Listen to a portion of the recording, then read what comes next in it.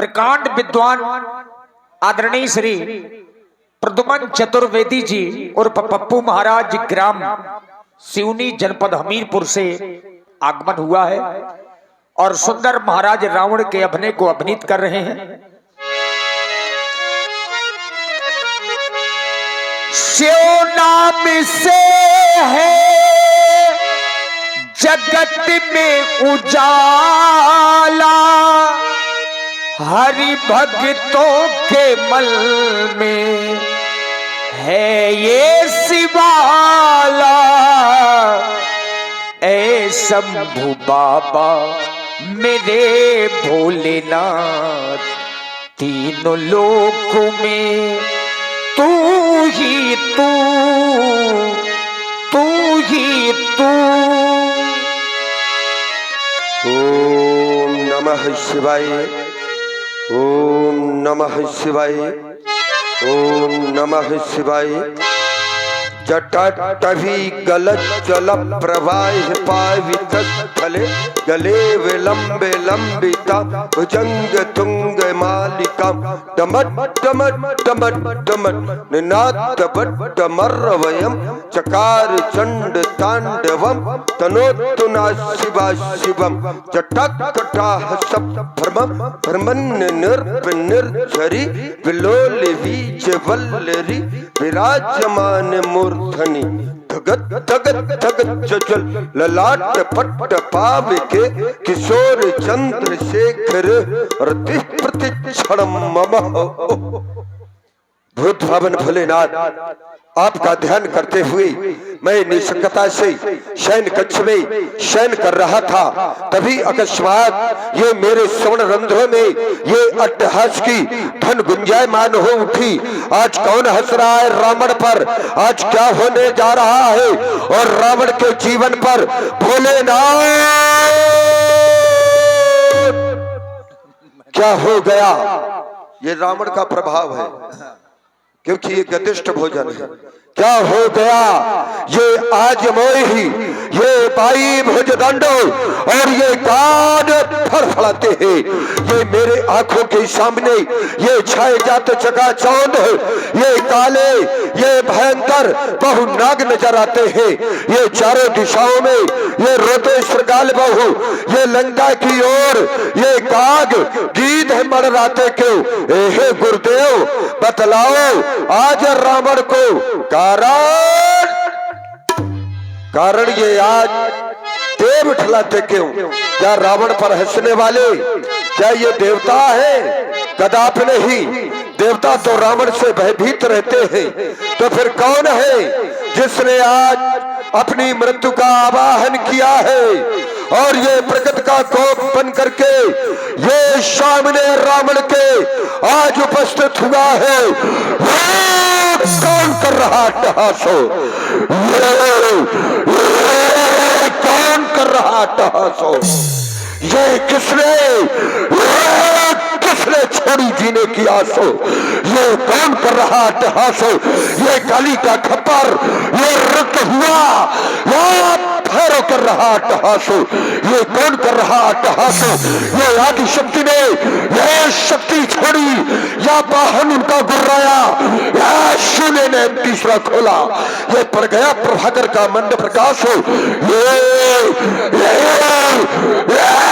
कौन कर रहा अट्टहास, ये कौन कर रहा अट्टहास, ये कौन कर रहा अट्टहास। आज रावण के जीवन में ये प्रथम बार ये प्रकृति का कोप सामने उपस्थित हुआ है। कारण क्या है भोलेनाथ, आज समस्त यथार्थ कारण मुझे ज्ञात कराएं और मेरे अंतःकरण को शांति पहुंचाएं। ओ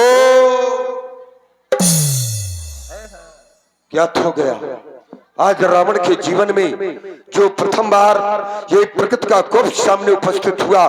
कारण में वो राजा जनक और राजा जनक के यहाँ पर और रखा हुआ भूत भावन भोलेनाथ का वो धनुष, और राजा जनक धनुष को तोड़वा करके उस परमात्मा को ढूंढना चाहता है। उस परमात्मा को, जिस परमात्मा की प्रतीक्षा मैंने की है, और जब प्रतीक्षा मैंने की है तो ये ढूंढने का काम भी और रावण का है, रावण का। क्योंकि यदि वो परमात्मा आया है तो ये रावण के लिए आया है, जनक के लिए नहीं। क्योंकि कर रहा प्रतीक्षा ये मैं था जिसकी, तो ये मेरा पूर्ण कार्य हुआ। और यदि वो परमात्मा आया है तो ये मेरे ही उद्धार हेतु उस नारायण का अवतार हुआ। जाऊंगा मिथिला और मिथिला जाकर के उस परमात्मा कहलाने वाले को मैं ढूंढूंगा, और यदि मिल गया तो मैं उसकी पूजा नहीं करूंगा। क्यों? क्योंकि हम राक्षस हैं, राक्षस, और राक्षस खाते हैं भैंसा, पीते हैं मदरा, और जो भैंसा खाए मदरा का पान करे उससे जाकर के ये कहो कि मंदिर में घंटा बजाए तो घंटा बजाएगा क्या? अरे वो तो वो करेगा कि जहां लड़ाई ना हो वहां पर पैर करेगा। तो ये रावण भी कैसन जाए, पैर हट करियो, मैं उससे शत्रुता करूंगा, तभी तो हमारा उद्धार होगा। प्रभु सर प्राण तजे भव तरियो। तो बस जिस कार्य हेतु अवतार लिया उसका श्री गणेश आज होगा। क्योंकि ये रावण जानता है और राजा जनक के यहाँ पर जो कन्या है वो साधारण नहीं, वो असाधारण है। और जब कन्या असाधारण तो उसके लिए वर भी साधारण नहीं, असाधारण होगा। और वर के रूप में वो स्वयं परमात्मा होगा। तो उस महापुरुष के साथ साथ शक्ति का भी प्रणय आज होगा। तो जाऊंगा अवश्य जनकपुर को, क्योंकि श्री राघव के दर्शन होंगे, कर सुधा पान उस चंद्र नयन का आज ये मेरे 20 नेत्र सफल होंगे। बस सभासदों एक बार उच्च स्वर से जय घोष कर दो, बोलो शंकर भगवान की। और अभी आप लोगों ने महाराज रावण की प्रस्तुति को देखा।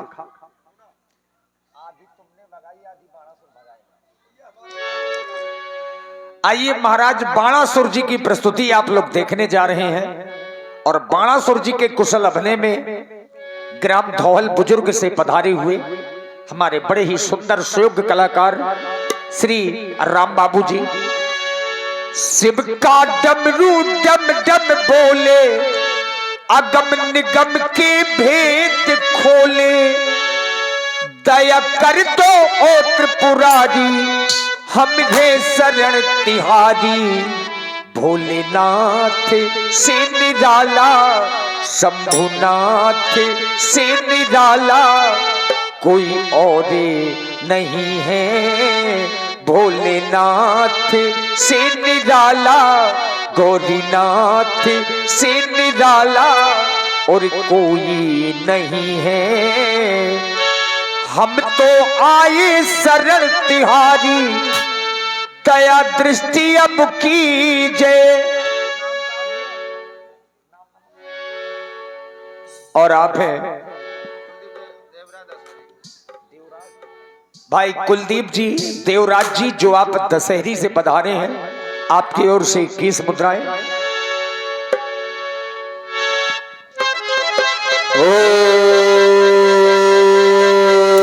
ओम नमः शिवाय, ओम नमः शिवाय, ओम नमः शिवाय। ओम त्र्यंबकं यजामहे सुगंधिं पुष्टिवर्धनम्, कुर्वारुक्मियो बन्धनात् मृत्यु मोक्षी अमामृतः। जय जय जय शिव शंकर, जय जय जय अखिलेश्वर, जय जय जय शशि शेखर, पार्वती पति हर हर हर महादेव। हे भूत भावन भगवान शंकर, आज आपका यह दास अपना मनमानस आपके चरणों में प्रस्तुत कर रहा था, लेकिन अचानक यह समरंधों में ये सावधान करने की चेष्टा कौन कर रहा? ये बार बार मेरा मनमानस उस मृत्यु लोक की ओर खिंचा चला जा रहा है जिसे मेरे पिता बलि ने दान में दे दिया था। क्या उस पावन वसुंधरा पर फिर किसी पापी पाखंडी का अत्याचार या पापाचार अपनी चरम सीमा पर है, या फिर मेरी वो प्यासी खड़क फिर किसी पापी पाखंडी के रक्त को चाटने के लिए लायक हो रही है। शिवाकांत कारण क्या है? हे भोलेनाथ विदित करावे, ये तूफान उठी याद ही पत्ते केशम डोल उठी क्यों? मेरी अचल समाधि, ये समाधि भंग होने का कारण क्या है? आज दृष्टिपात करता हूं तो ये दसों दिशाओं के दिग्गज कच्छप महिपाल ये सभी अपना स्थान छोड़कर अत्यंत भ्रमण कर रहे हैं। देवताओं के विमान ये आकाश मार्ग में, कारण क्या है शिवाकांत? क्या उस वसुंधरा पर आज पुनः किसी विशेष कार्य की रचना आपके द्वारा, या फिर किसी ने अपनी मित्र को आमंत्रण दिया है जो इस स्वारासुर को सावधान करने की चेष्टा कर रहा है? अरे क्या वो मेरे बल से परिचित नहीं? ये वही बाणासुर है जिसने स्वयं अपने गुरुदेव भगवान शंकर से भी युद्ध की इच्छा प्रकट की, लेकिन वो शेष रह गई। तो क्या आज हमारे भुजाओं की पूर्ति इस संसार में कोई दूसरा वीर करेगा? कारण का है शिवाकांत? ये कौन कर रहा अट्टहास? ये कौन कर रहा अट्टहास? किसने छोड़ी जीने की आस? ये कौन कर रहा अट्टहास? सावधान सावधान सावधान करने वाले सावधान हो जा। लेकिन पुनः आपके चरणों में ध्यान समर्पित करता हूं शिवाकांत, कहीं ऐसा ना हो कि हमारा सोचना और कार्य कुछ दूसरा हो, अनुचित हो जाए। पुनः आपके चरणों में ध्यान स्मरण करता हूं, ज्ञात करावे शिवाकांत। ओम नमः शिवाय, ओम नमः शिवाय। कारण बड़ा ही दिव्य है। जन्मी जाकर दिव्य धारा में पावन परम पुनीता, हर्षित होकर नपति जनक ने रचो स्वयंवर सीता। राजा जनक ने अपनी मिथिला में सीता का स्वयंवर रखा है। सीता का स्वयंवर जो कि एक विशेष है, और ऐसा कार्य कर कौन रहा है? मिथिला का राजा, विशेष ज्ञानी राजा जनक। कार्य बड़ा ही सुंदर है, धर्म का कार्य हो रहा है। जहां पर कन्या का विवाह होता है उसे धर्म का ही कार्य माना जाता है, और ऐसे धर्म के कार्य को, पुण्य के कार्य को राजा जनक कर रहा है। हृदय से साधुवाद है। लेकिन दृष्टिपात करता हूं ये कौन आकाश मार्ग से बड़ी तीव्रता से चला जा रहा है? ये तो पुष्पक विमान है। तो क्या पुष्पक विमान में आरूढ़ लंका का राजा रावण? अवश्य ही विमान इसी के पास है पुष्पक। एक बार कुबेर पर धावा, पुष्पक जान छीन लई आवा। अत्याचारी है, पापाचारी है, दुराचारी है। अवश्य ही यदि मिथिला में पहुंच गया तो अनुचित करेगा, क्योंकि स्वभाव से दुष्ट है, निशाचर है। राजा जनक ने अपने कार्य को एक नाम यज्ञ का भी दिया है। यह है निशाचर, यह है दुष्ट। तो देखत यज्ञ निशाचर धावे, करे उपद्रव मुनि दुख पावे। अवश्य यदि वहां पर यज्ञ हो रहा है तो मुनियों का भी आगमन है। ये जाकर उन्हें पीड़ा पहुंचाए, कष्ट पहुंचाए, ऐसा मैं कदाप नहीं होने दूंगा। अरे मैं खूब जानता हूं इसको, जिस जगह आज ये जाएगा, ये मत में मत वाला रावण है, सब मनमानी कर दिखलाएगा। लेकिन हो जा सावधान, सावधान। जब तक ये पाताल निवासी जिंदा है तो मनमानी ना करने पाएगा। बस करो प्रस्थान मिथिला को, यही आज्ञा पुरारी की। न मेटूंगा कभी भी सुहाय सुष्ठंग धारी की। चलना चाहिए मिथिला की ओर। बम विश्रात, बम विश्रात, बम विश्रात।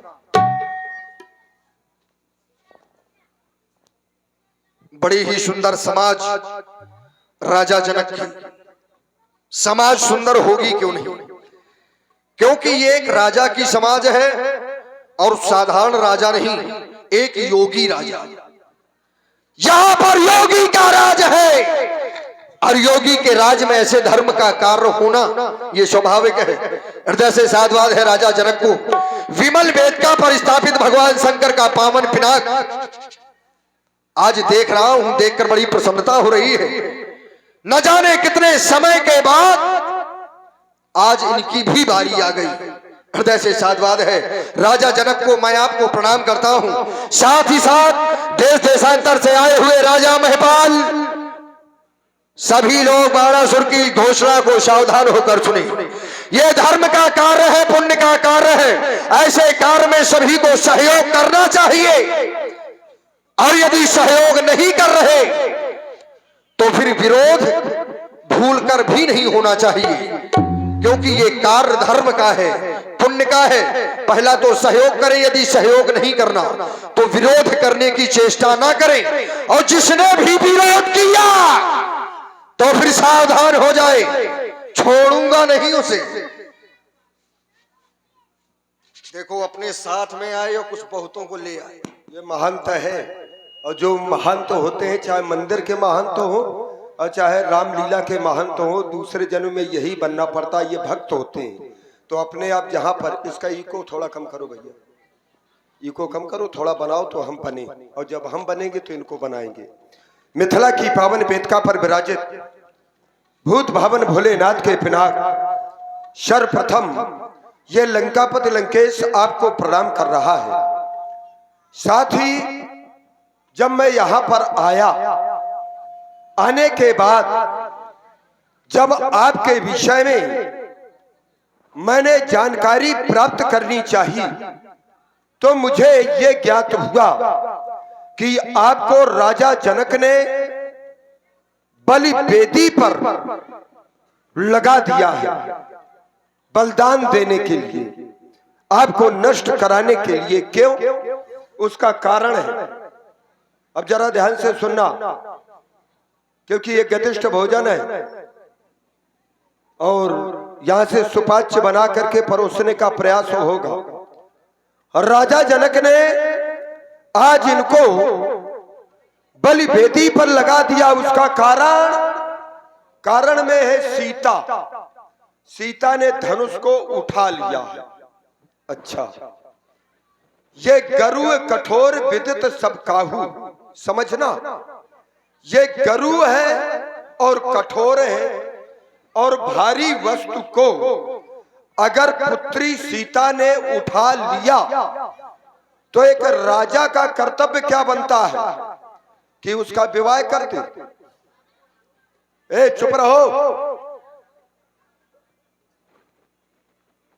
भाई, अगर आपकी पुत्री, हम आपको ही देख करके ये कर रहे हैं, नहीं प्रसंग दूसरा रखते, आपकी पुत्री यदि गुरुकुल में अच्छे अंकों से उत्तीर्ण हो रही है, अच्छे अंक प्राप्त कर रही है, तो ये तो आपकी पुत्री की प्रतिभा है, और ये प्रतिभा प्रकृति प्रदत्त हुआ करती है। ये प्रतिभा ऊपर से ही आया करती है, प्रकृति प्रदत्त हुआ करती है। तो अगर आपकी पुत्री ने गुरुकुल में अच्छे अंकों से उस गुरुकुल की कक्षा को उत्तीर्ण किया है, तो क्या उस माता का या पिता का ये कर्तव्य बनता है कि उसका विवाह कर दे? ना, विवाह नहीं करना चाहिए। अरे ये तो प्रतिभा है, अपनी बच्ची की प्रतिभा का सम्मान करते हुए उसको पुरस्कृत करना चाहिए। पुरस्कृत इसलिए कि आज यहाँ पर इस कक्षा में एक अच्छे अंकों से उत्तीर्ण हुई है, आगे जाकर के इससे भी अच्छे गुरुकुल में उसको प्रवेश दिला करके और वहां भी उसकी प्रतिभा निखारने का कार्य करना चाहिए, अपितु उसका विवाह नहीं कराना चाहिए। अगर विवाह करा देंगे तो फिर वो यही सनातन धर्मावलंबी ये एक नारा लगाया करते हैं। कौन सा नारा? कि बेटी बचाओ और बेटी पढ़ाओ। और जब अगर ये स्थितियां आ जाएंगी कि जिसकी 6 वर्ष अभी आयु भी पूरी नहीं हुई है और उसका विवाह तुरंत कराने लगेंगे केवल इतनी प्रतिभा को देख करके। तो फिर ये बेटी बचाओ और ये बेटी पढ़ाओ का, ये सनातन धर्मावलंबियों का ये सूत्र कहां चला जाएगा।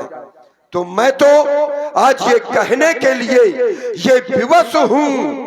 इसलिए जितने ये मंगलम भगवान विष्णु वाले हैं और रावण को बुरा कहते हैं, इसलिए मैं इनको मारा करता हूं, केवल इसीलिए प्रताड़ित करता हूं। क्यों? क्योंकि ये कहते तो बहुत बड़ी बड़ी बातें, कहने के लिए कहते तो बहुत बड़े धर्मात्मा बनते हैं कि झंडा ऊंचा रहे हमारा, लेकिन कर्म बिल्कुल खोटे हैं। और जब कर्म खोटे हैं तो रावण फिर उसको स्वीकार नहीं करता। क्यों? क्योंकि रावण जानता है कि ये जितने हैं मंगलम भगवान विष्णु वाले, ये गरजे तो खूब, डंका तो बहुत बड़ा पीटेंगे, गरजे तो खूब, लेकिन बरसे ना बूंद। ये धोखा उन मेघों में है। और यहां जो कहा कि रावण पापी है, वरन न जाई अनीति, हम अनीत करते हैं तो फिर करते हैं। यहां जो कहा सो किया और जो दिया सो दिया। ये गर्व और गरूर इन मर्दों में है। इसलिए आज रावण प्रश्न चिन्ह लगा रहा है इन मानवता के ठेकेदारों पर। आज ये रावण प्रश्न चिन्ह लगा रहा है इन धर्मावलंबियों पर, और रावण प्रतिबंध लगा रहा है आज इस धनुष यज्ञ महोत्सव पर। सावधान सावधान सावधान। सुना आप लोगों ने, यही है लंका का राजा रावण। ध्यान से सुना होगा सभी ने। बड़ी अच्छी समाज चल रही थी, बड़ी सुंदर समाज लगी थी। आगमन हुआ, अपने स्वभाव के अनुरूप कार्य को अवरुद्ध कर दिया, रुका दिया। बोले जब तक हमारी बातों का सही सही निर्णय नहीं निकलेगा तब तक कार्य को आगे नहीं बढ़ाया जाएगा। विरोध उत्पन्न कर दिया। एक एक बात को मैं बड़े ध्यान से सुन रहा था, लेकिन चलकर मिलना चाहिए पहले। कंचन नगरी सम्राट वेदाध्यायी कुलभूषण जय जय भगवान शंकर की, बलभद्र बाण जय जय श्री शंकर भगवान की। आज आपको देखकर बड़ी प्रसन्नता हो रही है और देखकर हंसी आ रही है आपको आज। हाँ, क्योंकि आज आपके जीवन में जो परिवर्तन देख रहा हूं ऐसा मैंने सुना नहीं है। यहां समाज में आने के बाद में सबसे पहले इन्होंने एक बात कही थी कि इसको बनाओ तो हम इनको बनाएं, इसको बनाओ तो फिर हम इनको बनाएं। मैं विचार करने ये लगा कि जिसने जीवन भर बिगाड़ा हो वो बनाने कब से लगा? क्या बनाएगा? जिसने जीवन भर केवल बिगाड़ा हो, किसी कार्य को बनाया ना हो, बनाया हो तो केवल निज स्वार्थ में, ना कि परस्वार्थ में। अब बनाना उसी को मानते हैं हम जो परस्वार्थ में बनाया जाए, ना कि निज स्वार्थ में। निज स्वार्थ में बनाया गया अपराध की श्रेणी में आ जाता है। जीवन भर बिगाड़ा जेहि विद होए धर्म निर्मूला, सो सब करिए वेद प्रतिकूला, शुभ आचरण कतहु नहीं होई। ऐसा व्यक्ति कह रहा है कि हम बनाएंगे, चलो हटाओ, कोई बात। दूसरी बात, इनको लगता है दृष्टि दोष भी हो गया है, दिखाई भी कम पड़ने लगा है। ये स्वभाव परिवर्तन देख रहा हूं। मैंने आकर देखा था कि भगवान शंकर का धनुष रखा है, तो कहां रखा है? कहां रखा भगवान शंकर का धनुष? विमल वेदिका रुचिर सवारी। विमल विमल वेदिका है, ना कि बलि वेदिका। ये कह रहे हैं बलि वेदिका पर रखवा दिया गया। बलि वेदिका कैसे है? बलि वेदिका उसे कहते हैं जहां किसी की हत्या की जाए, ये विमल वेदिका है, बलि वेदिका नहीं। और फिर इनकी हत्या थोड़ी करवाई जा रही है। ये तो मानता हूं कि इनमें प्राण है, लेकिन इसको हत्या नहीं माना जाएगा, इसको उद्धार माना जाएगा। दूसरी बात, ये बलि वेदिका नहीं है, ये विमल वेदिका है। देखा जाए पहले, फिर देखकर बोला जाए, क्योंकि ये ज्ञानियों की समाज है। तीसरी बात, कहा राजा का ये नियम नहीं है कि कन्या अच्छी अंकों से उत्तीर्ण हो जाए तो उसका विवाह करवा दो। अच्छा, सिद्धांत है, सिद्धांत मानने चाहिए, ये मैं भी कहता हूं और सभी लोग मानो, लेकिन सिद्धांत जहां का है उसी जगह पर लगेगा, ना कि दूसरी जगह। आपने जो सिद्धांत बताया कि यदि कन्या अच्छे अंकों से उत्तीर्ण हो जाए तो क्या विवाह कर देना चाहिए? ना, सांसारिक दृष्टि में यदि कन्या विवाह योग्य नहीं है तो विवाह नहीं करना चाहिए, अंकों से कोई लेना देना नहीं है। दूसरी बात, अंक आवे हो चाहे कभी ना आवे, आवे हो चाहे कभी ना आवे, यह भी निश्चित है कि विवाह करना ही पड़ेगा, करना ही पड़ेगा। ये कर्तव्य है, ये दायित्व है, इसमें अंकों का कोई लेना देना नहीं। ये सिद्धांत इस संसार के लिए है, लेकिन क्या सीता में ये सिद्धांत आपके लागू होंगे? क्या सीता को जन्म लेते ही कह दिया गया कि जगदम्बा जानो जिये सीता, सीता जगत की माता है। सीता कौन है? जगत की माता, जो सारे संसार की मां है, उसका विवाह आप सुनिश्चित करेंगे क्या? कि राजा जनक सुनिश्चित करेंगे? ये कर्म क्षेत्र है, राजा सीता के पालक पिता है तो कर्म कर रहे हैं और कर्म करना चाहिए। जो कर्म नहीं करते वो तुम्हारे जैसे होते हैं। राजा जनक सीता का विवाह कर रहे हैं, केवल अपना कर्तव्य का पालन कर रहे हैं, बाकी सीता पर सिद्धांत इन संसारिक कन्याओं का नहीं होगा। वाणी को अल्प विराम। कुछ लोग बोलते बहुत है लेकिन बोलने के बाद भी कुछ नहीं बोल पाते, क्योंकि ज्यादा बोलने वाला विद्वान नहीं होता और ज्यादा खाने वाला पहलवान नहीं होता। कायर को यदि अस्त्र शस्त्र दे दिए जाएं और रण क्षेत्र में भेज दिया जाए तो कायर करेगा क्या? अपने अस्त्र शस्त्र वहीं फेंक आएगा और पीठ दिखा करके भाग आएगा, क्योंकि रण क्षेत्रों में वही लड़ेगा जिसका बड़ा कलेजा है। अब बातें उतनी वही करेगा जिसके जितना। और यहाँ पर रावण के सामने जब जब भेजे गए हैं तो बिना भेजे वाले यहाँ भेजे गए हैं। सार सार को गई रहे थोथा दे उड़ाए। मैंने कहा यहाँ पर बलि वेदी पर लगाया गया है, तो इन्होंने कहा कि नहीं, इसको विमल वेदिका पर। मैंने एक बात कही थी, आपने सुनी नहीं, कि ये लोग कहते तो है कुछ लेकिन करते कुछ है, इसीलिए मैं मारा करता हूं। यहाँ भी विमल वेदिका कहलाने के तो ये विमल वेदिका है। हमारी बात को आपने सुना नहीं, अगर सुना होता तो ये बात ना कहते, क्योंकि ये कहते बहुत कुछ है। कहने के लिए तो ये विमल वेदिका है, अब विमल वेदिका है तो इसको आरती कराने के लिए ये जो राजागण बुलाए गए हैं, इनको आरती कराने के लिए। भाई विमल वेदिका का मतलब क्या होता है? विमल वेदिका का मतलब तो यही होता है कि वो पवित्र है तो बढ़िया आरती होनी चाहिए, पूजन होना चाहिए इन राजाओं के द्वारा। फिर ये राजा जनक कहे आए, इनको बुलवाया है, सोई पुरार को दंड कठोरा और राज समाज आज जोई। तो इनको तोड़ने के लिए यहाँ पर रखा है कि इनको पूजा करने के लिए? क्यों भाई? तोड़ने के लिए रखा गया है कि पूजा करने के लिए? तो ये तोड़ने के लिए आए इनको रखा गया है। दूसरी बात, आपने एक बात और कही कि सीता, ये जाने क्या क्या तुमने कहा कि वो आदि शक्ति है, ये है वो है, लेकिन व्यवहारिक जगत में चाहे वो कुछ भी हो, व्यवहारिक जगत में वो राजा जनक की कन्या है और राजा समाज का आदर्श हुआ करता है। और राजा जैसा कर्म करेगा वैसे ही कर्तव्यों का पालन ये प्रजा करेगी।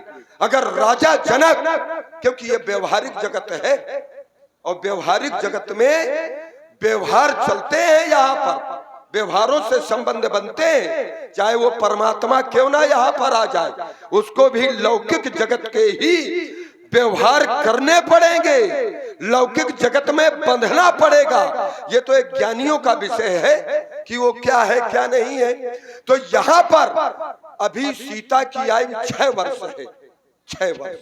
और अगर राजा जनक, मैंने क्या कहा था कि फिर वो बेटी बचाओ और बेटी पढ़ाओ का, वो नारा कहाँ? अगर 6 वर्ष की कन्या का विवाह राजा जनक करेगा तो फिर ये जो बूढ़े माता पिता हैं, जैसे जन्म होगा कन्या का तो ये पढ़ाई के लिए थोड़ा सोचेंगे, ये तो तुरंत यही सोचेंगे कि अब पुत्री के लिए धन जमा किया जाए, पुत्री के लिए वर की खोज की जाए। क्यों? क्योंकि जब राजा जनक 6 वर्ष में अपनी पुत्री का विवाह कर सकता है तो हम तो प्रजा है, हमको भी कर्तव्य का पालन करना पड़ेगा। तो फिर ये बेटी बचाओ और बेटी पढ़ाओ का ये सिद्धांत कहाँ चला जाएगा? बात मेरी ये थी, हो गई। अब भड़ बीच में यही तो है, मैं बड़े धैर्य से वही बात है कि सार को एक पर्व आता है, और उस पर्व में विचार करने की बात केवल ये है, इसलिए मैं कह रहा था उस पर्व में इन कन्याओं का पूजन होता है। किस रूप में? शक्ति रूप में, शक्ति के रूप में पूजन होता है। प्रथमम शैलपुत्री, द्वितीयम ब्रह्मचारिणी, तृतीयम चंद्र घंटेति, कुसुमांडेति, चतुर्थकम। 9 दिन बराबर पूजन होता है घरों में। कितने वर्ष की कन्या का पूजन करते हैं? कितने वर्ष? 8 वर्षे भवेत कन्या, 9 वर्षे कुमार का, 10 वर्षे भवेत गौरी तत्पश्चाते। 10 वर्ष के बाद विवाह के योग्य हुआ करती है कन्या। तब पिता कहीं सोचता है 10 वर्ष के बाद, कितना भी समय वर्तमान को देखते हुए देश काल अवसर के अनुसार ही। लेकिन अगर 10 वर्ष के पहले आप अपनी कन्याओं का विवाह कराने लगेंगे तो फिर वो शक्ति के रूप में पूजन करने के लिए कन्याओं को प्राप्त करेंगे कि फिर नारियों की आरती उतारेंगे? क्यों? फिर वो कन्या कहाँ पाएंगे कि हम प्रथम शैलपुत्री के रूप में पूजन करें, द्वितीय ब्रह्मचारिणी के रूप में पूजन करें? बात मेरी ये है, यहाँ पर विचार करने की बात है श्रीमान। अल्प विराम, अब बोलिए प्रेम से।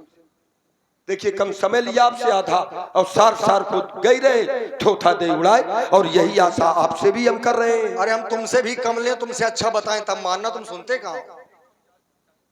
हाँ, आप इसको बलि वेद का मानते कहां से? जब ये सिद्धांत कह रहा है, अर्धाली कह रही है कि विमल वेदिका रुचिर सवारी। ये आपकी बात ठीक है कि आरती के लिए है, पूजा के लिए है, तो क्या आरती पूजा नहीं हो रही क्या? राजा जनक कोई अज्ञानी है क्या? यदि विमल वेदिका है तो विमल वेदिका पर बलि नहीं दी जाती, इनकी हत्या नहीं हो सकती। अब वो आपकी दृष्टि में हत्या है तो हत्या है कैसे? मेरी बात केवल ये थी कि आप इस धनुष खंडन को हत्या मानते हैं कि बलि मानते हैं। हम तो इसको केवल मोक्ष मानते हैं, इसको निर्वाण मानते हैं। और आप यदि इसे हत्या मान रहे हैं, बलि मान रहे हैं, तो कैसे उसे उस स्थान पर पहुंचाना चाहिए, जबकि ऐसा नहीं किया गया। ये कोई भेड़ों की समाज थोड़ी है, ये ज्ञानियों की समाज है। पुर नर नार सुभट सुचि संता, धर्मशील ज्ञानी गुणवंता, ऐसी समाज है। ये कह रहे हैं जैसा राजा करता है वैसा प्रजा करती है। कैसे करती है? वही करती है जहां पर अज्ञानी होते हैं, ना कि ज्ञानी। ऐसा ज्यादातर भेड़ों में पाया जाता है कि एक जहां चली जाएगी तो सब वहीं जाके गिर जाएंगे, मर जाएंगे। ज्ञानियों में नहीं होता। इसलिए मैंने कहा है कि ये भेड़ों की समाज थोड़ी है, ज्ञानियों की समाज है। राजा जनक जो कर रहे हैं उचित कर रहे हैं, इसीलिए तो उनका कोई विरोध नहीं कर रहा। यदि किसी एक व्यक्ति ने अच्छे ने विरोध किया हो तो बता दो, केवल तुम्हारे अलावा। जिसने जीवन भर अनुचित किया वो विरोध कर रहा है। इतने अच्छे अच्छे महापुरुष बैठे हैं, किसी ने नहीं किया। राजा जनक की समाज ज्ञानी कह दिया गया, उसने नहीं किया विरोध। आप फिर कह रहे थे दूसरी बात में कि यदि 6-6 वर्ष की कन्याओं का विवाह कर दिया जाएगा, यही सुनाओगे तुम समाज से? मैंने प्रथम में कहा था कि सांसारिक व्यवहार में और सीता की जीवन में अंतर है। सीता इन सांसारिक कन्याओं जैसी नहीं है। ये सांसारिक कन्याएं हैं योनिजा और सीता है अयोनिजा। सीता का धरती से जन्म हुआ है। सीता जैसी कोई दूसरी कन्या आज तक पैदा नहीं हुई और न किसी के विवाह में ऐसा किया गया है।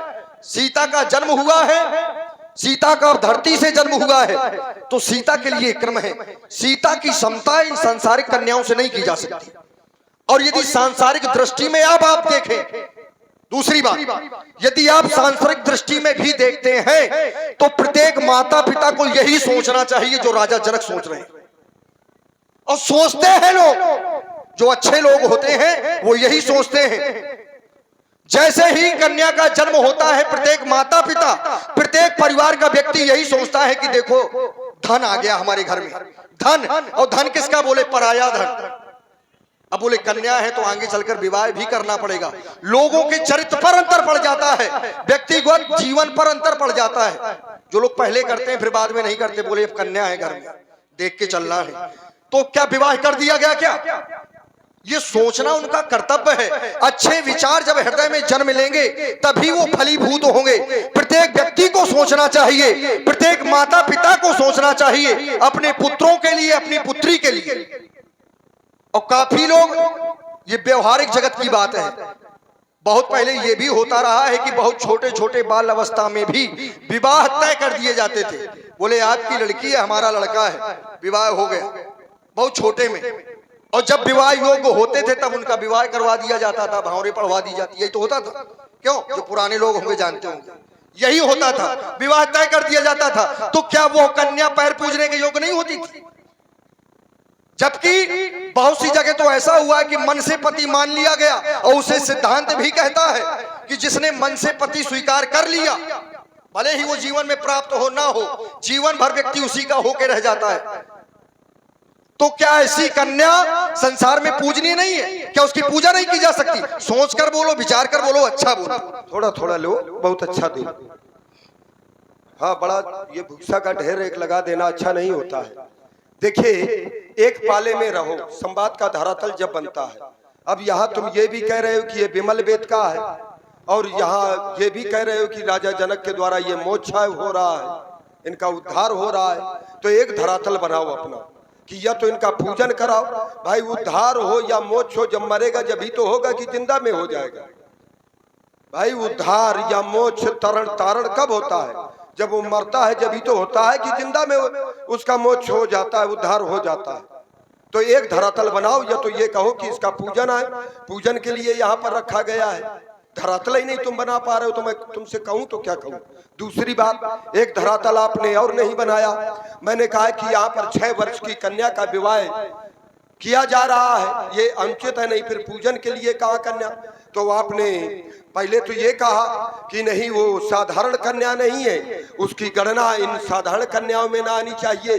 फिर कह रहे हो कि नहीं, जो जब कन्या जन्म ले लेती है तो माता पिता को ये सोचना चाहिए विवाह के लिए भी। तो मैं यही नहीं समझ पा रहा कि तुम धरातल कौन बना रहे हो। अरे एक धरातल में रहो, या तो ये कहो कि नहीं 6 वर्ष में विवाह करना उचित है, तो हम तुमसे कुछ चर्चा करें। अब यहाँ 2 बातें हैं और दोनों संदेहास्पद हैं, तो मैं करूं तो क्या करूं? मैं खुद बीच में आज रावण फंस चुका है। नहीं, अरे सुनिए, अरे यही होता है। अरे सुनिए ना तुम इस पार के हो ना उस पार के। कारण एक है ना कि धरातल ही नहीं बना पा रहे। समस्या समझे में नहीं आ रहा, तो हमारा दोष है क्या इसमें? जब तुम्हारे जैसे लोग हमारे सामने होंगे, हमने कितना अच्छा एक धरातल बना के दिया था कि ये वर्तमान देखो, पीछे क्या होता रहा है, वर्तमान क्या है, ये त्रेता का कालखंड है। और त्रेता में तुम ये बता दो, तुमने कहा कि वो हृदय से मान लेते हैं कि वो तुम्हारी बच्ची हो गई और तुम्हारा बच्चा, क्या यही संदेश दोगे आज के धरातल में?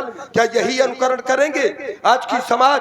तो फिर वो बेटी बचाओ वो बेटी पढ़ाओ का वो सूत्र कहाँ चला जाएगा कि हमारे पुत्री हो जाए और तुम्हारा पुत्र हो जाए, और चाहे वो पढ़े और चाहे शिक्षा से अधूरा रह जाए, विवाह करा दिया जाए तो उनका जीवन अंधकार में होगा कि प्रकाश में? क्या यही संदेश दोगे इस धर्म मंच से? यही संदेश दोगे? इसका मतलब रुक जाइए, रुक जाइए, बीच में नहीं, बीच में नहीं, बीच में नहीं, बीच में नहीं, बीच में नहीं, बीच में नहीं, बीच में नहीं, बीच में नहीं, बीच में नहीं। मैंने कहा कि बीच में नहीं, बीच में नहीं, धैर्यता से। जिस प्रकार मैंने तुम्हारे एक एक शब्दों को सुना है उसी प्रकार धैर्य रखो। ये हमारी आपकी लड़ाई लाठी की थोड़ी है, शास्त्र की लड़ाई है। ये शास्त्र की लड़ाई, हाँ शास्त्र की लड़ाई है। वर्तमान देखो क्या ये संदेश दोगे कि हृदय से हमारे पुत्र हो जाए और उनकी पुत्री हो जाए, और दोनों का पहले से विवाह के लिए सोच लिया गया कि अगर तुम्हारे पुत्री हो गई, हमारे पुत्र हो गया, तो क्या भविष्य दोनों का, ये वर वधू का अंधकार में होगा कि प्रकाश में? फिर वो घर भर कुल होए अनूपा ये कहाँ चला जाएगा कि पता नहीं आगे चल करके जिसके लिए हमने सोचा है वो वर क्या हमारी कन्या के योग्य रहेगा? वो तो पहले बंधन में हो जाएगा। तो फिर यह तो ये गलत है जो ये सूत्र बताया कि कन्या के अनुकूल जाओ घर भर कुल होए अनूपा, करिए विवाह सुता अनुरूपा। तो फिर कहाँ चला जाएगा ये अगर पहले से ये सोच लिया जाएगा?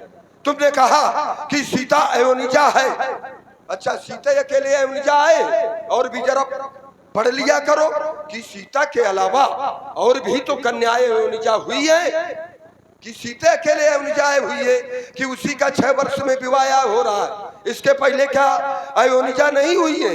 इसके पहले क्या साधारण कन्याओं का इस धराधाम में आना नहीं हुआ? क्या उनका विवाह इसी प्रकार से हुआ जैसे राजा जनक कर रहा है? ये भी तो जरा देखा करो कि तुम्हारे सामने खड़ा कौन है, बात किससे कर रहे हो? सोच समझ करके बोलो। यहाँ पर स्पष्ट है राजा जनक को कह रहे वो मोक्ष करा रहा है, उद्धार करा रहा है। राजा जनक कहाँ का परमात्मा बन गया? ये अधिकार राजा जनक को किसने दिया है? ये अधिकार तो विधाता के हाथ में है। 6 अधिकार, हानि लाभ, जीवन मरण, जीवन और मरण, मृत्यु देने का अधिकार ये परमात्मा के हाथ में, विधाता के हाथ में है। ये राजा जनक को विधाता का अधिकार ये किसने दे दिया? तुमने दिया। इसीलिए मैं विरोध करता हूं। केवल कारण यही है, किसने दिया अधिकार? अपने आप। उन्होंने कहा मैं भगवान हूं, भगवान हूं, तुम उसको भगवान मानो, तुम राजा जनक को परमात्मा मान लो, लेकिन राजा जनक मेरे सामने साधारण है, सीता असाधारण है, धनुष असाधारण है, और यह रावण भी असाधारण है। और जब रावण असाधारण है तो फिर रावण ढूंढ लेगा उस असाधारण को, बीच में आने की आवश्यकता नहीं। समुद्र कितना बड़ा होता है, बहुत गहरा होता है, लेकिन आवश्यकता नहीं कि सब समुद्र में मोती हो, प्रत्येक जगह व्यक्ति को मोती मिल जाए, इसकी आवश्यकता नहीं। क्योंकि समुद्र में सब मोती नहीं, कुछ घोंघे भी होते हैं। समुद्र में सब मोती नहीं, कुछ घोंघे भी होते हैं। अब पंडितों में सब विद्वान नहीं, कुछ इन जैसे पोंगे भी होते हैं। ये तो सुनते हैं नहीं है, लेकिन आप लोगों ने सुना होगा मैंने क्या कहा था। जैसे ही कन्या का जन्म होता है, मैंने सांसारिक जगत की बात की थी, और ये भी कहा था कि सीता सांसारिक नहीं है। तो ये दोनों बातें सत्य हैं, ये सभी जानते हैं। कौन नहीं सोचता ऐसा होता रहा है कि बचपन में ही विवाह तय कर दिए जाए। एक प्रमाण दे दो, सुनो, एक प्रमाण ना, ऐसे हम न मानेंगे। एक प्रमाण दे दो कि किसका बचपन में, ना ऐसे थोड़ा मानेंगे। जहाँ से धर्म मन से तुम संदेश दे रहे हो, एक प्रमाण दे दो, एक प्रमाण, एक प्रमाण। भाई ये धर्म मंच है, ऐसे थोड़ा मानेंगे। एक प्रमाण दे दो, एक प्रमाण, मैं दोनों हाथ उठा करके स्वीकार कर लूंगा। एक प्रमाण मुझे दो कि बचपन में, इसके पहले जिस कालखंड में खड़े हो, इसके पहले बचपन में किसका विवाह, किसका संबंध अमुक वर के साथ में तय किया गया, मैं राजा जनक के समर्थन में हो जाऊंगा। यही लो, बिल्कुल। एक प्रमाण दे। अरे एक प्रमाण क्या, चाहे मैं इतना उपद्रव काटे हो, वहीं से काहे नहीं देख लेते? बेमतलब की बात कर रहे हो। मैंने केवल ये कहा था कि जब विवाह योग्य हो जाते हैं ये सांसारिक कन्याएं, विवाह तब किया जाता है कि ये कहा था कि बचपन में तय कर दिया जाता है, तो बचपने में कर दिया जाता है। क्या कहा था मैंने? अरे पलटू, अरे सुनो, इधर सुनो, प्रमाण ले। मैंने क्या कहा था? तय तो कर दिया जाता है लेकिन कर नहीं दिया जाता। इधर राजा जनक ने भी वही किया है, तय कर दिया है। राजा जनक जानता है कौन तोड़ेगा, मैं कह रहा हूं राजा जनक जानता है। प्रमाण देंगे यहां से, और नहीं दिया तो बेकार है, फिर तुम समझ लेना। आज मैं तुम्हें बताऊंगा, इधर सुनो, प्रमाण तुमको बहुत चाहिए बेमतलब के।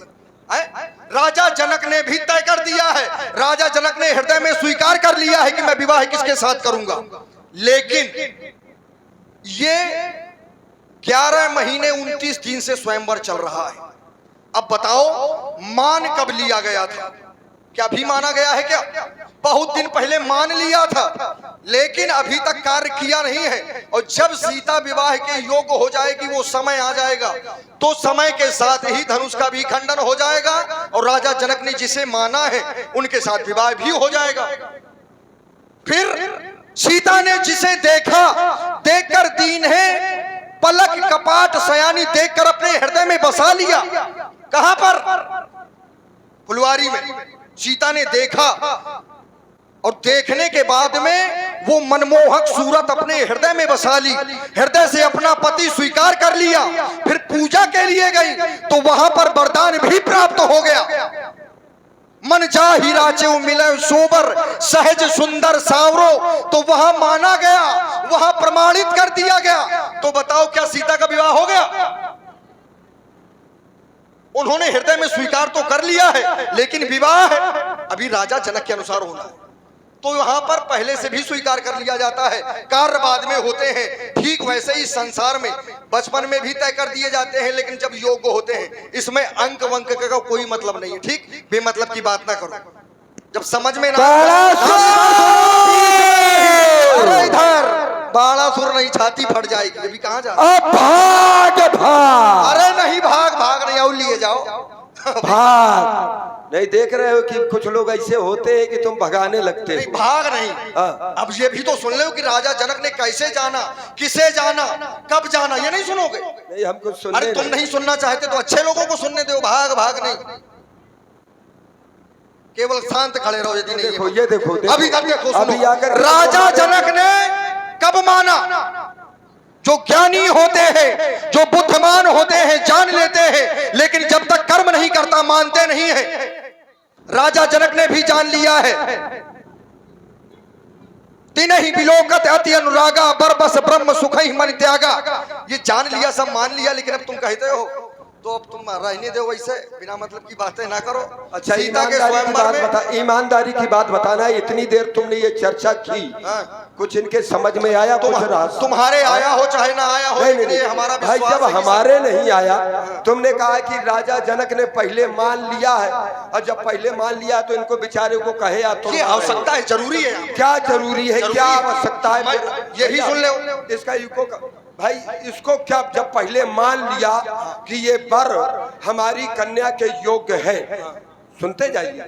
और यहाँ तक कि नारद ने भी राजा जनक से बतला दिया है कि तुम्हारी जो कन्या है, योग माया पिशीते थी जाता वह तो वेश्वनी अतस्त्वाम राघवाय तेहि सीताम प्रतनता।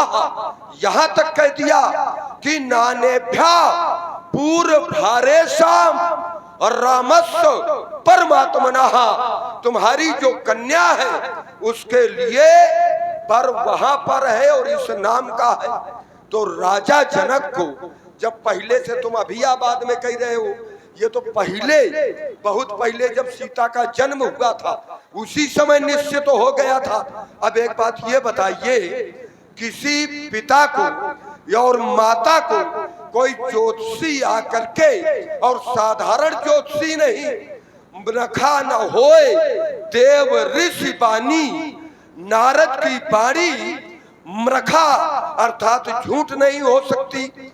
और जिस घर में कन्या है उसके माता पिता को ऐसा ज्योतिषी आकर के बतला दे कि जब तुम्हारी कन्या विवाह के योग्य हो जाए तो तुम्हारी कन्या के योग्य पर अमुक जगह है, ये भी निश्चित कर दे। तो फिर पिता का कर्तव्य क्या बनता है कि वहां जाना चाहिए कि धनुष पर ये प्रतिज्ञा करनी चाहिए। भाई, जब नारद जैसे ज्योतिषी ने आकर के बतलाया कि तुम्हारी कन्या के लिए योग्य पर, और उसी बात की पुष्टि यहाँ पर जो तुम कह रहे हो गौरा ने भी किया है।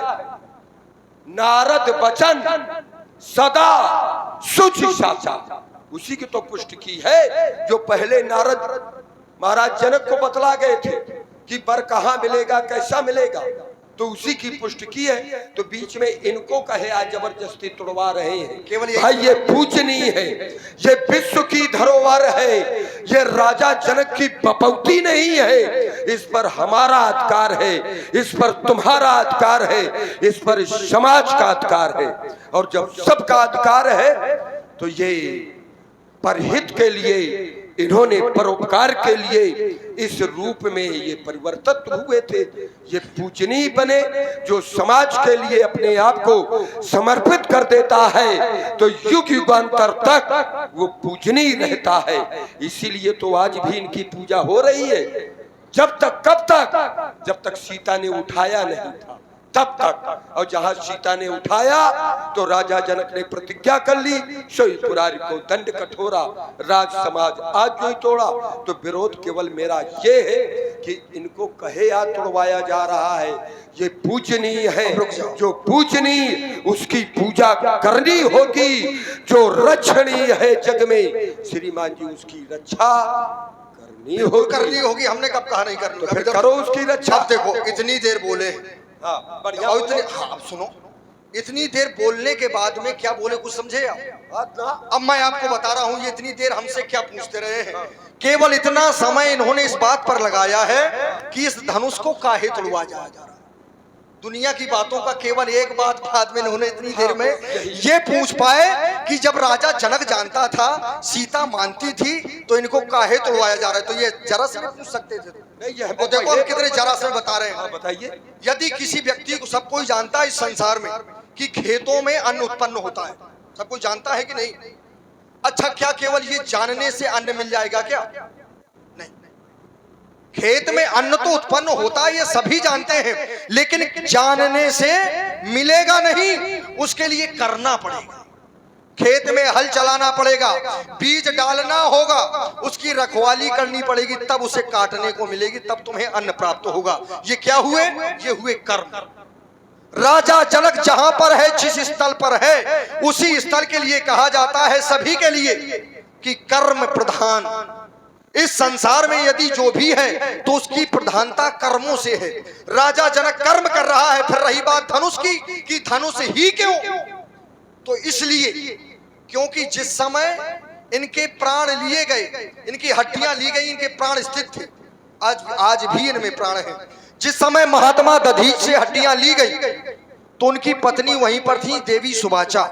सुबाचा ने यह दृश्य देखा कि शरीर नष्ट हो गया, केवल हड्डियां बची, प्राण अभी भी स्थित है। तो इनका तरन तारण कैसे होगा? अब मोक्ष कैसे मिलेगा? क्योंकि स्थित हो गए, अब चल फिर पाएंगे नहीं, तो इनका मोक्ष कैसे होगा? तो सभी देवताओं ने आश्वासन दिया कि आप भयभीत ना हो, परेशान ना हो। त्रेता के चौथे चरण में जब भगवान का जन्म होगा, जब भगवान का जन्म होगा, उनके हाथों के द्वारा खंडन होगा, तब इनका तरन तारण होगा।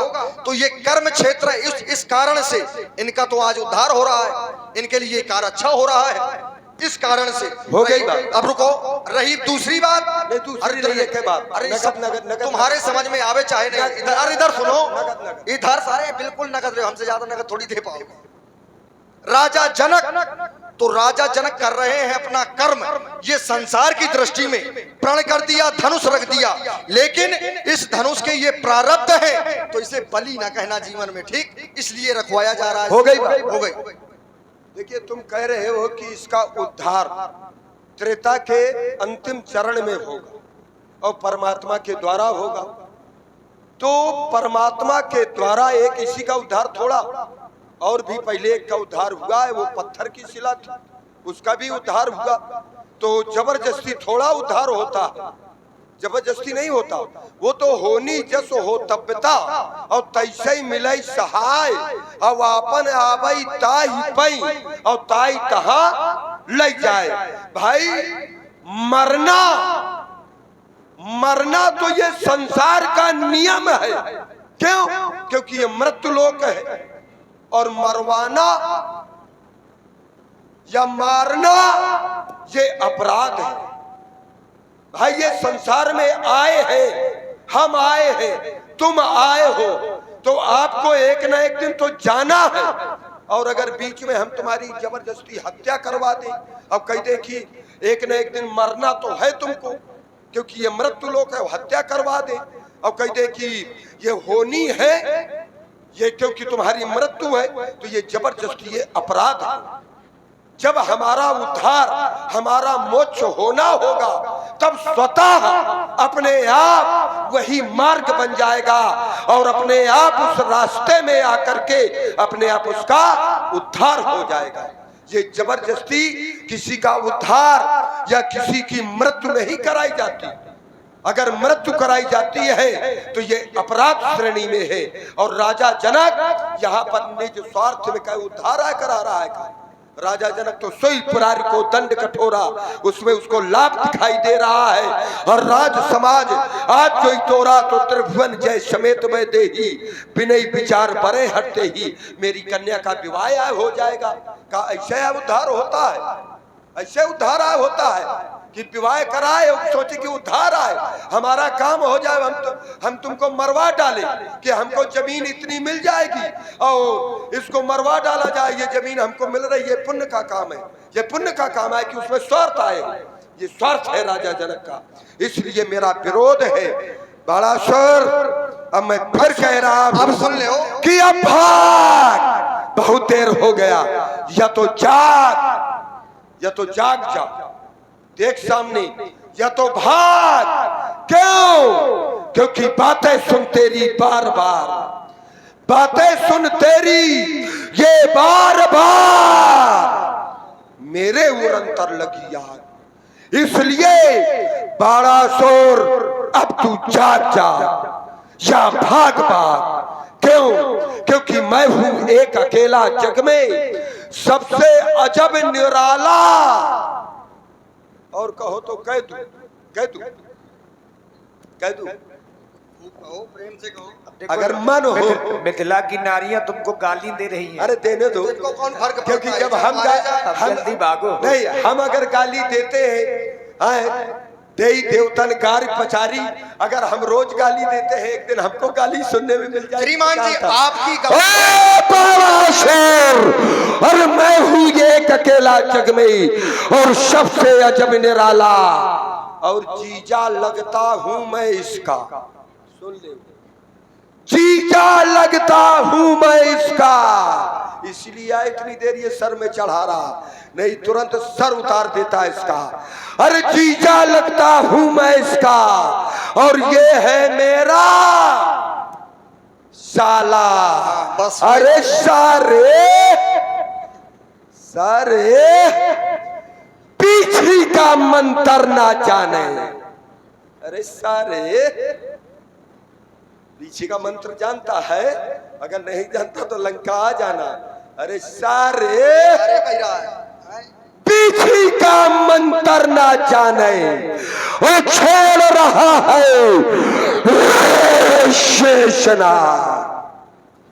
बड़ा शोर, अब जाग जाग। अब बड़ा सुन नहीं, अब तो तुम सारे सुनो, सारे जब व्यक्ति फंस जाता है तो रिश्तेदारी ढूंढने लगता है। अरे फंसाने में तुमको निकाला आगे कहीं से। अब इधर सुनो, ऐसे नहीं, देखो जो जीजा को सुनाओगे, पहले पूरी बात जीजा को सुनाओगे। तो अरे जीजा की सुनो, पहले इधर। वही अच्छा साला है। तुम्हारे जैसे जीजा बहु मारे जाते हैं जहाँ जो बिना मतलब के जीजा होते। सुनो इधर, इतनी हल्की में बात नहीं। मैं जाने कब से कह रहा था कि राजा जनक हत्या नहीं करवा रहे, तो ये पीछे पड़े थे, और आखिर वही बात हमने इनसे कहलवा दी। ठीक, जब आप कह रहे हैं, और मैं तुमको बता रहा हूं तुम क्या कहोगे। हान लाभ जीवन मरण यश अपयश विधि हार। धारा बदलिए, धारा नहीं, धारा बदलिए, नहीं, जो बात नहीं, फिर उस बात, फिर कीचड़ में। अब सुनो पहले, हाँ, कीचड़ में कमल नहीं। हाँ, अब इधर सुनो क्या बात। हाँ, अब रिश्तेदारी जब ये 6 चीजें, वही बात। व्यास जी, जब 6 चीजें भगवान के हाथ में है तो राजा जनक कैसे मरवा रहा है? हत्या कैसे है? इसका दोष राजा जनक पर नहीं जाएगा। अब इधर सुनो, ठीक, रुक जाइए, अब इधर सुनो, रुक जाइए। हाँ। जब राजा जनक के हाथ में नहीं है तो फिर प्रतिज्ञा क्यों की? प्रतिज्ञा क्यों की? ये कर्म है। किसने कर दिया राजा जनक ये को? कर्म है, जबरदस्ती। ऐसा कहा, यही तो है, ये कर्म है।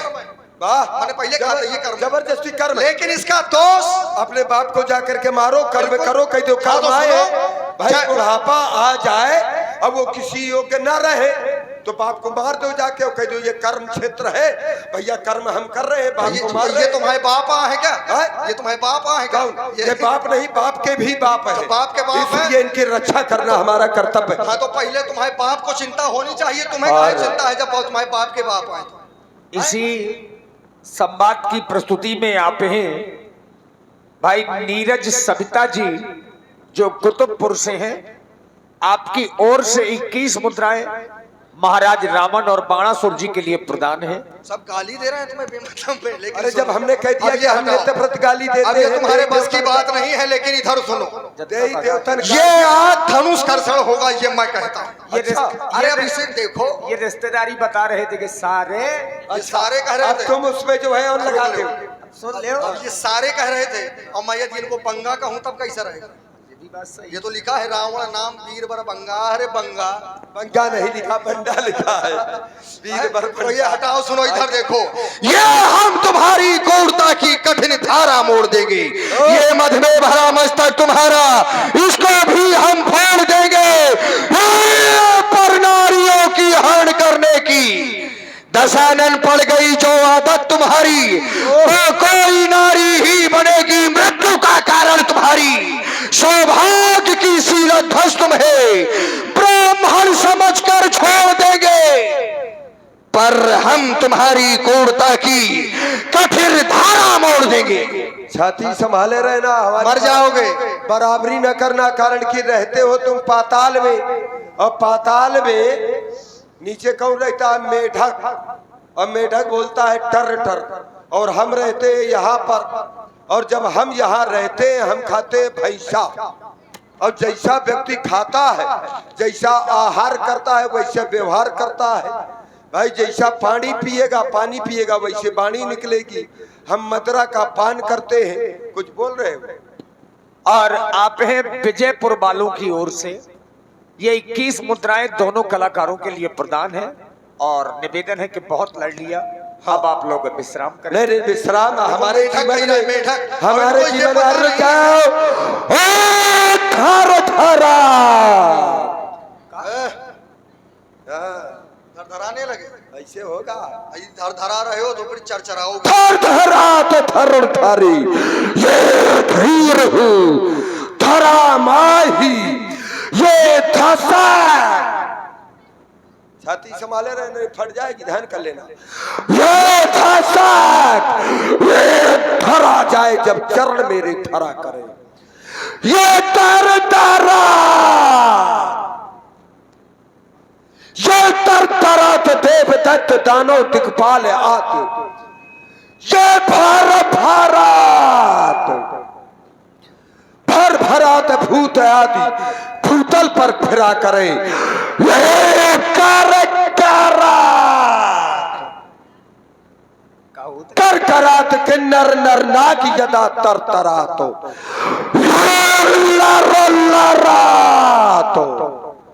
लर लरात लोकपाल नाहिन हमसे लड़ा करे, ये चारा चारात चर चरात चंद्र सूर्य शुक्र शनि सरसरात, भगा दे। तारा तारात तर तरात दंडधारी काल हमसे डरा करे। भगा दे, जो रह गए उनको भी भगाओ। तो फिर ये खुला वक्ष, जय भगवान। यदि यही भावना है तो ये खुला वक्ष तुम करो वार।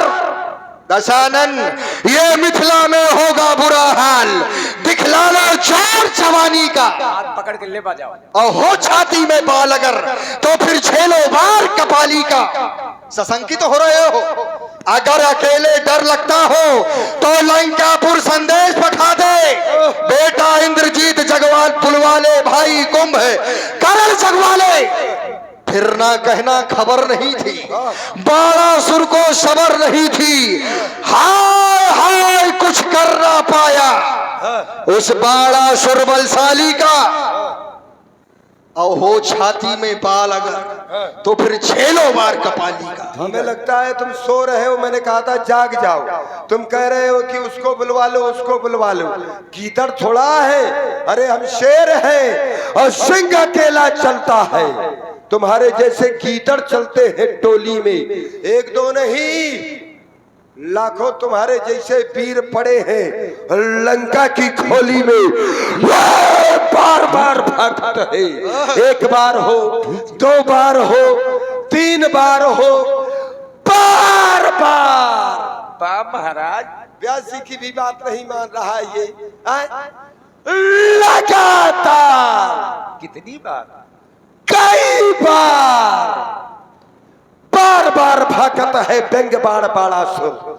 अरे महिमा तय मोसो बखानत है बार बार। कितने बार? ये कौन सा अनुप्रास है?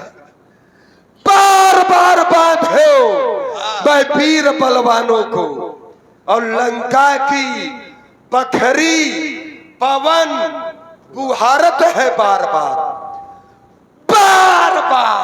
रो काहे रहे हो? रो नहीं रहा, गर्ज रहा।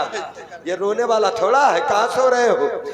बार बार कई बार वज्रलय बलधारी आयो देवराज, तो इंद्र की वीरता बिगाड़त हो बार बार।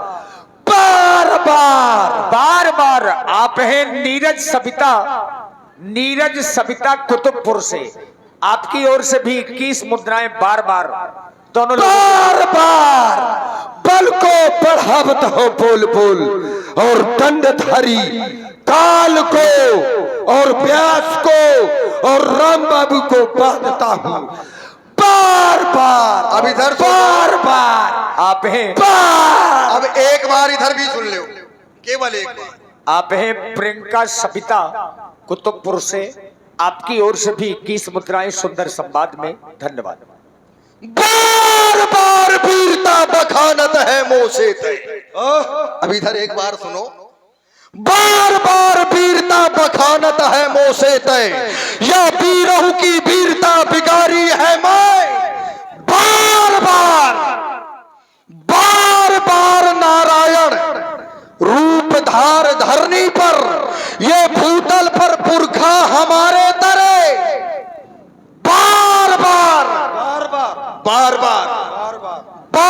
बार ललकारो मैं देव शंकर को, तो अभय दान शंकर से पायो हो बार बार।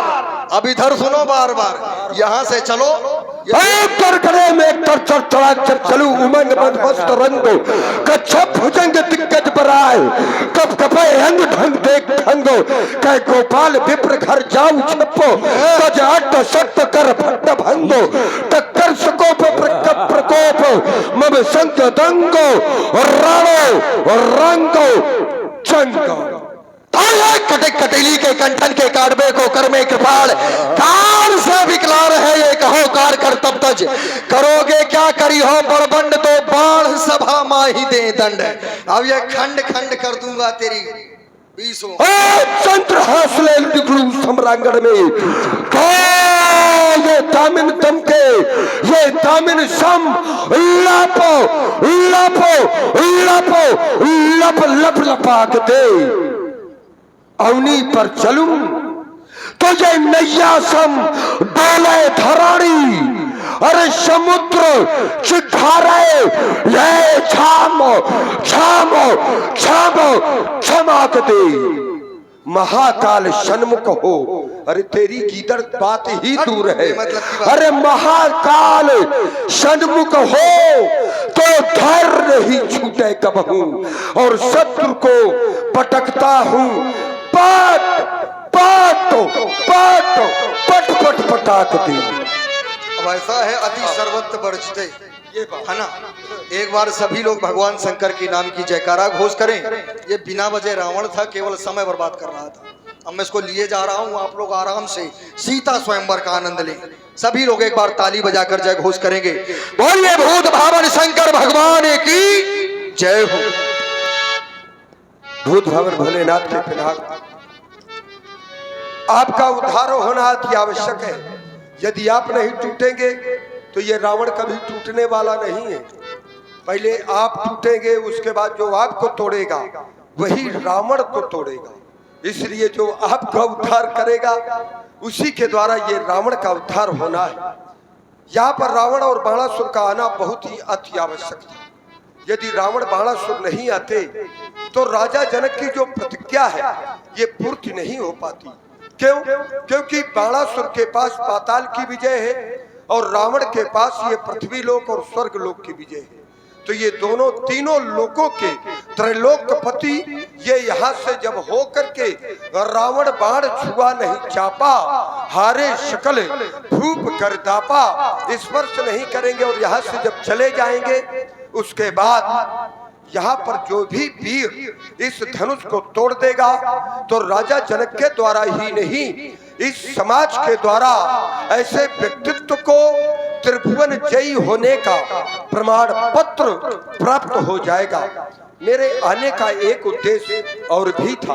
व्यास जी आप चाय पी लीजिए और थोड़ा बंद करिए, अब हम थोड़ा चालू है क्योंकि हमको इससे प्रार्थना करनी है, क्योंकि हम आए थे उस परमात्मा से मिलने के लिए। लेकिन वो मैं जानता हूँ परमात्मा कहीं ना कहीं ये मानव वेश में यहाँ पर बैठा हुआ है, लेकिन समय सूचक यंत्र हमें विवश कर रहा है। तो है अगर साधना में कुछ शक्ति तो उसको लंका बुलाकर ही रहूंगा।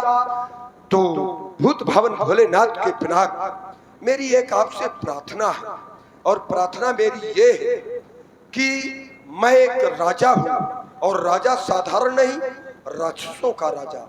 यत्र तत्र जितने भी राक्षस थे मैंने उन राक्षसों को एकत्रित किया।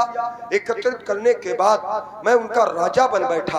तो एक राजा का कर्तव्य बनता है कि सबसे पहले अपनी प्रजा का वो कल्याण कराए और उसके बाद वो स्वयं अपना कल्याण सोचे।